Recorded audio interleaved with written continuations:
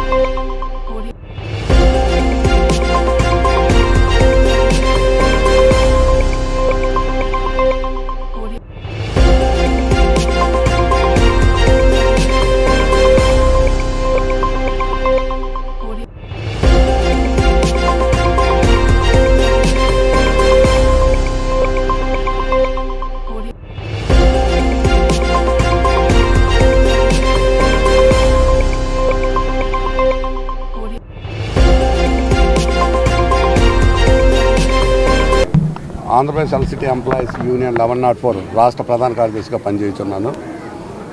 గత కొన్ని కాలంగా దీర్ఘకాలిక సమస్యలు ఈ విద్యుత్ రంగంలో ఉన్నాయి. గత ప్రభుత్వం నుండి కూడా ఉన్నాయి. మరి ఈ ప్రభుత్వం మారాక మేము మంచి ప్రభుత్వం, స్నేహపూర్వక ప్రభుత్వం, ఉద్యోగాల పట్ల ఆశాభావంతో గెలిపించుకున్నాం. మరి అందుకనే సంవత్సరాల పాటు ఈ ప్రభుత్వం వల్ల న్యాయం జరుగుతుందని మరి ఇంతవరకు కూడా మేము వేచి ఉండడం జరిగింది. మరి ఏదేమైనప్పటికీ కూడా ప్రభుత్వాలు మారినా అధికారులు మారలేదు, అధికారులు తీరు మారలేదు. మరి ఎన్నిసార్లు కూడా సమస్యల మీద చర్చలకు వెళ్తుంటే సానుకూలంగా స్పందించి తర్వాత అవి మినిట్స్ రూపంలో ఏవి కూడా రాని పరిస్థితి. సంవత్సరం నుండి ఇదే కాలయాపన. దపదపాలుగా ఒత్తిడి తీసుకొచ్చినా వాళ్ళలో మార్పు రాలేదు. చివరికి విధిలేని పరిస్థితుల్లో 23 సంఘాలతో జేఏసీ ఏర్పడి మరి ఈ సమస్యల మీద క్రోడీకరించి మా డిమాండ్లను పొందుపరిచి భవిష్యత్తులో మా తాలూకా అసంతృప్తి నిరసన కార్యక్రమాల్లో తెలియజేస్తామని సమ్మె నోటీస్ ఇవ్వడం జరిగింది. దానికి పూర్తిగా నైతిక బాధ్యత ట్రాన్స్కో యాజమాన్యందే. ఈరోజు ఈ పరిస్థితి కారకులు కూడా వాళ్ళే. మరి ఎప్పటికీ కూడా వాళ్ళ స్పందన లేదు. 15వ తారీఖు నుండి దాదాపుగా వారం రోజుల పాటు ఫస్ట్ మేనర్లో కార్యక్రమాలు చేశాం.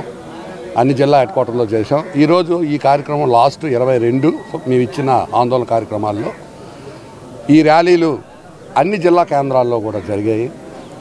భవిష్యత్ కార్యాచరణ కూడా రేపు 25వ తారీఖున అన్ని జిల్లాలతో కూడా జేఏసీతో కూడా ఒక సమావేశం విజయవాడ కేంద్రంగా ఏర్పడి అక్కడ సమీక్ష చేసి భవిష్యత్తులో ఎంత త్యాగానికైనా సిద్ధపడి సమస్యలను పరిష్కార మార్గంగా హక్కులను కాపాడే దిశగా సంస్థ అభివృద్ధికి కూడా మా వంతు కృషి చేస్తూ మా మనుగడను కూడా కాపాడుకోవాల్సిన పరిస్థితి ఉంది. కాబట్టి విధిలేని పరిస్థితుల్లో అవసరమైతే మెరుపు సమ్మెకు కూడా ఈ జేఏసీ వెనకాడదని దానికి వచ్చే ఇబ్బందులకి ప్రజలు గమనిస్తున్నారు కాబట్టి నైతిక బాధ్యత యాజమాన్యాలది, ప్రభుత్వాలతో అవుతుంది.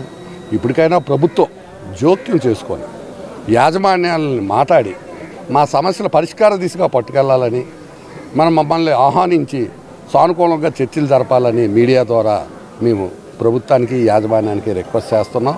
మాది చాలా ఎమర్జెన్సీ డిపార్ట్మెంటు. మేము బయటకు వస్తే ప్రజలు ఇబ్బంది పడే పరిస్థితి ఉంది కాబట్టి ఇది ఉద్ధృతం కాకుండా, ఎందుకంటే ఇప్పటికే ఆల్రెడీ ఇది ఉద్ధృతం అయిపోయింది.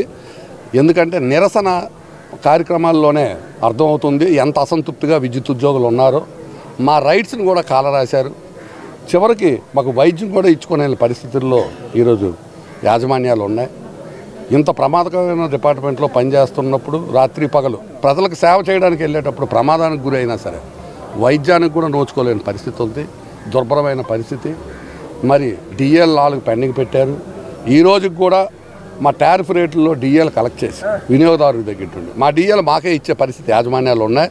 దానికి విరుద్ధంగా చట్టాలని తిరగరాసి ఇప్పుడేమో గవర్నమెంట్కి డిఎల్ పెర్మిషన్ రాసాము, ఆన్ పార్ విత్ స్టేట్ గవర్నమెంట్తో వస్తేనే కానీ రావు అని తప్పుడు సమాచారం ఇస్తున్నారు. మరి గత ప్రభుత్వానికి ఈ ప్రభుత్వానికి తేడా లేదు. మరి ఈరోజు కాంట్రాక్ట్ లేబర్ వ్యవస్థ కూడా చాలా సంవత్సరాల నుండి ఈ విద్యుత్ రంగంలో ఉన్నారు. 25,000 పైచీలకు ఉన్నారు. రికగ్నైజ్డ్ ట్రేడ్ యూనియన్ జనరల్ సెక్రటరీతో డైరెక్ట్ పేమెంట్ ఇస్తామని అగ్రిమెంట్ అయ్యి ఆ చట్టాన్ని కూడా ఉల్లంఘించి థర్డ్ పార్టీ విధానంలోనే వాళ్ళకి పేమెంట్ ఇస్తున్నారు. దళార వ్యవస్థను పోషిస్తున్నారు. దానివల్ల దాదాపుగా 200 కోట్లు నష్టపోయే పరిస్థితి ఉంది. డైరెక్ట్ పేమెంట్ ఒప్పుకున్న దాన్ని కూడా అమలు చేయమని, అలాగే 22లో వేతన సవరణ జరిగేటప్పుడు 18 నెలలు ఎరియర్స్ ఇంకా ఈ రోజుకి ఇవ్వలేదు. అతి తక్కువ 2% పెంచారు.